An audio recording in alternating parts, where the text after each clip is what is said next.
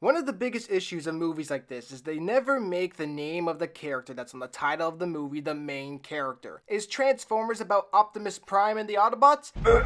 Or is it about Shin Beef and Megan? Is King Kong about a giant ape, or is it about the bald girl from Stranger Things? So I am pleased to say that Godzilla Minus One is not about Godzilla, but about a man instead. Hey, calm your man tits, okay? However, they actually did it right. Godzilla Minus One is a fantastic movie. It's a Japanese film set in post-World War II Japan, made by a Japanese studio, written and directed by a Japanese man. Takashi Yamazaki. Yeah, that's as Japanese as it gets. So we know we'll be getting a normal movie because it's not Hollywood. So what does this movie do differently that is much better than its competitor Hollywood? They make it very clear that Godzilla is the enemy. He is the villain of the story because this monster is a threat to humanity, and the Japanese have to exercise all means of attack and defense to take this world-ending monster out. Whereas Hollywood made him to a good guy, and to sympathize with it? This giant monster that has decimated families and flattened countless cities, we're cheering it on?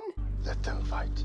This movie does a very good job showing us that humans in this story are the good guys. That when we unite as a group, we can get things done even if it seems like it's way out of our reach. Instead of demonizing us. Even though this movie does focus on the human element more, they told a very relatable, emotional human story with relatable characters who are normal in character and looks. Godzilla Minus One follows the character of Koichi Shikishima. What? A story following a leading man? I know, crazy, right? And he's played by, I don't know how to say it, but he killed it. Anyways, he was a fighter pilot or a kamikaze pilot in World War II. He abandons his mission because he was too afraid to die. Whenever they put this character into survival positions, he freezes and chooses to flee. And everyone around him shames him on every opportunity they get. What? He makes a horrible decision and gets called out on his cowardice, people being held responsible for their actions, or in this case, inaction? I know. Crazy, right? And this cowardice throughout the movie, he struggles with it. He hates that he freezes up because many people died because he couldn't get over his fear. And it eats him alive for years from being humiliated in public because if people found out he's a kamikaze pilot and he's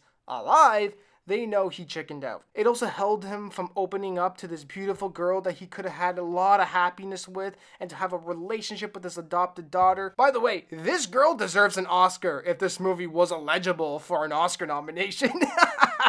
He struggles with PTSD and nightmares, but instead of staying the way he is, we got to see him grow and overcome his fear and embrace braveness and sacrifice at the end. We got a full character arc. He went from this scared weakling to becoming a man. His love interest was a great supporting character. Embraced her strong femininity that complemented this struggling man's issue. What? There was a strong independent woman who was feminine? I know, crazy, right? She confronted him when he was closing himself and also comforted him in times of need. The friend group that he makes later on became a great comic relief, and it never felt that they pushed it too far where it became distracting to the tone. They all felt like real people who had a great chemistry. They all looked like they were an actual friend group. There were even times in this movie where they were taking shots at the Japanese government. I'm not a connoisseur in Japanese films, but we all know China allows zero criticism on their government. But in this movie, they questioned the Japanese government on not being transparent, taking shortcuts that doesn't value Japanese lives, and lying. And I have to say, man, this movie looked incredible. Take this in. It cost them $15 million to produce, and Godzilla in 2014 cost $160 million. Oh!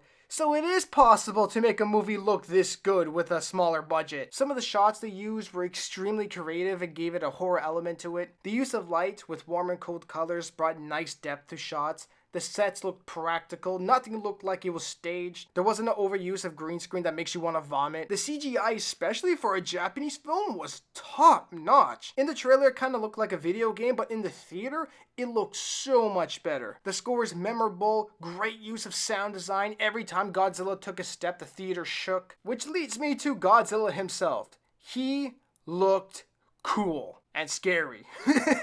And I loved how they left him with these big open eyes, because there's a scene where he's chasing them in the water and all you see is his big open eyes honed in on you. And it was a freaky shot. But I do have to say at times it looked like a puppet. In the American version, Godzilla looked far more alive. The animations on his face were much better. And in this movie, the movement looked clunky. Every time it took a step, it made Robert De Niro's kick in The Irishman look more fluid. Guess they need to de-age Godzilla now. And when he wreaked havoc on the city, that was just awesome. Complete annihilation of cities in Japan. And then the build up to when he used his beam ray or whatever you call it, it gave me chills. Not like Captain America wielding Mjolnir kind of chills, but like I got the goose. Even though this film was in Japanese, it was easy to follow. And if you know the language, well then, fuck you. I did have a few gripes though. They could have showed a little bit more scenes with Shikishima and his daughter. Get me to buy into that relationship more. The kid kind of felt like an afterthought. And they did a cop-out in the end, which was kind of disappointing. Because they made a decision in the script that was a big turning point in the movie. Then they reverse it at the end and it makes it seem easy. There were also times where the acting looked a little bit over the top, but overall every actor was committed. The movie looked great. It was a fulfilling emotional story with a great payoff in the end. Even though the plan was kind of ridiculous on how they take out Godzilla, but you know what? You can forgive a good movie with some bad ideas sometimes. There's only 3 theaters in my city that was playing this movie, so hopefully you got one near you. Go watch this movie. This movie embarrasses the hell out of Hollywood. Well, I don't know what else I could say about this movie. This movie's great. And that's it. Please like, leave a subscribe, and until my next one, ta-ta for now.